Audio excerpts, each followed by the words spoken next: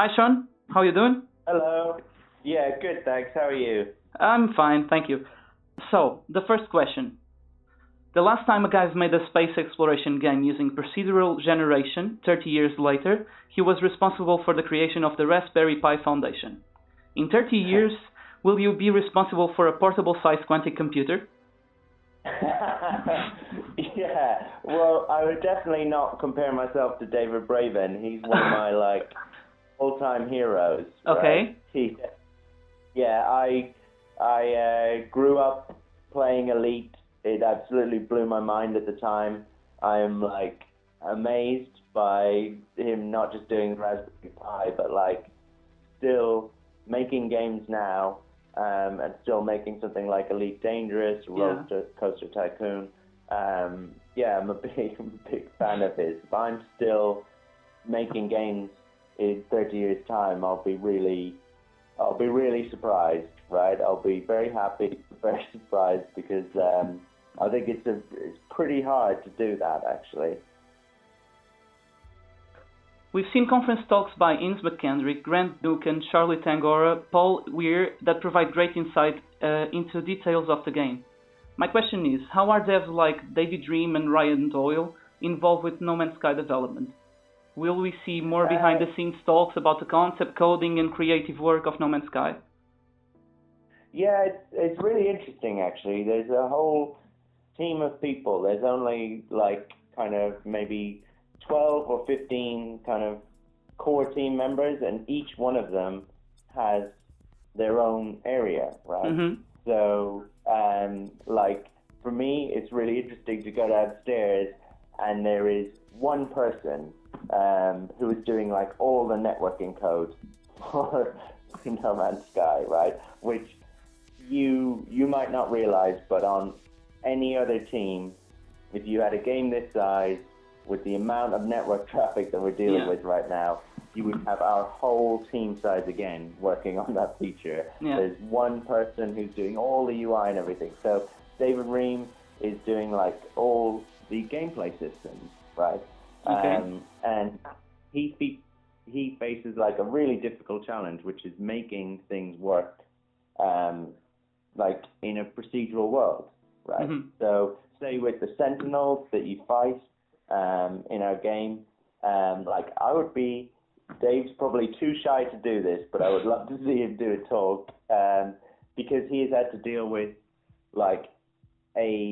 trying to provide a good combat experience in a terrain that no one has ever seen before, right? And sometimes that can be, incredibly mountainous, or sometimes it can be completely flat and there's no cover, and sometimes, it can be in the middle of huge cave networks, and that's something that you don't normally have to deal with in other games, you know? And I actually think he's done a good enough job that you don't even think about it too much, but actually in most other, if you play any other procedural game, so Minecraft or The Forest or something like that, any of these kind of survival games, normally, because they are procedurally generated, you have to make things reasonably simplistic, actually.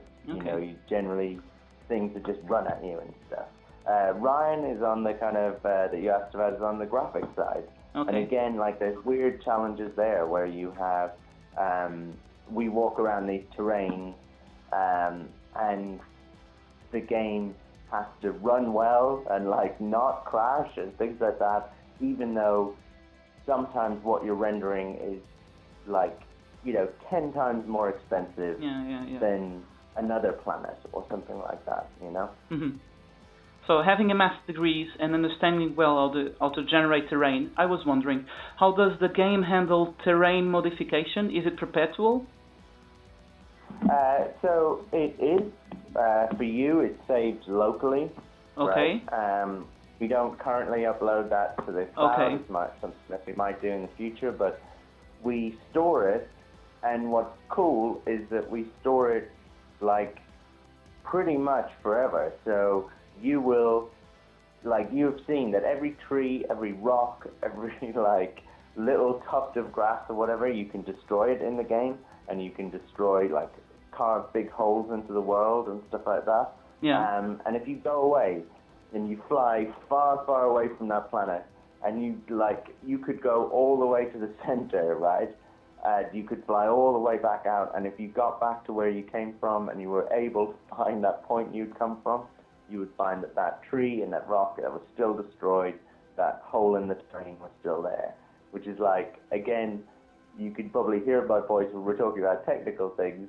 Yeah. I'm like really excited. That was a really difficult challenge, and it's a super cool thing I that you thought don't so. normally see in games.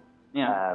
And it's actually the same system that we'll be using when we come to adding base building, which is something that we want to do in our next update, to allow the player to start building stuff in the game.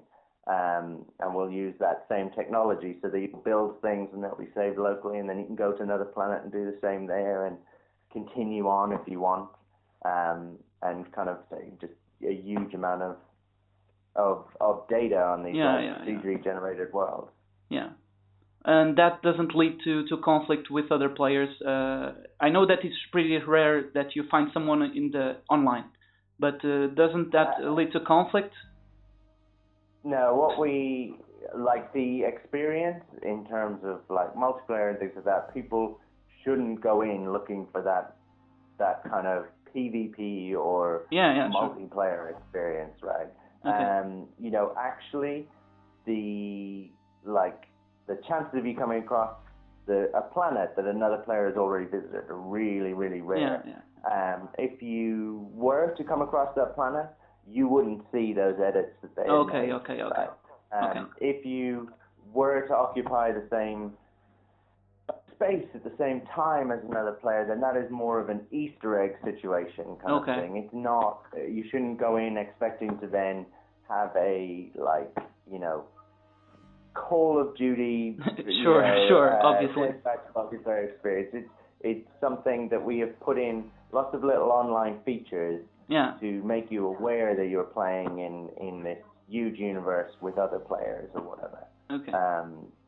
And we want people to have little moments and little hints of that, but it's not what the game is about at the moment. Okay. So we are on the peak of video game development, and as years go by, we're seeing more and more games reinforcing the idea that they are also a kind of art, being from stylish visuals to telling messages from ways unseen before. From a technical standpoint, No Man's Sky is undoubtedly a milestone since it's the first time a team makes a game in this way and this scale and detail. But what does No Man's Sky have to offer on his hard side? Yeah, it's interesting. So, a couple of things, I think, without sounding too pretentious, I hope, right? I think there's always a big focus with No Man's Sky on technical stuff. And I'm a programmer, and Grant, our art director, isn't in the room, so I get to say, I'm very proud of, the technical achievement stuff. But, actually, I think the thing that has really resonated with people with this game is the aesthetic of it, that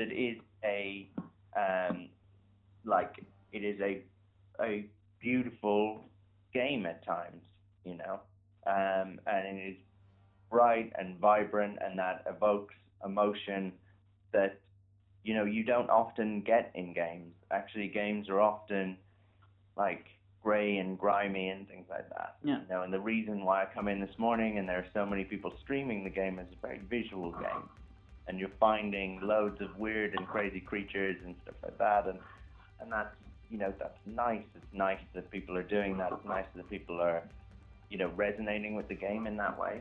And then kind of on the more deeper philosophical side of art, I think actually when you play the game, it can be overwhelming at times, the size of it. I like that emotion,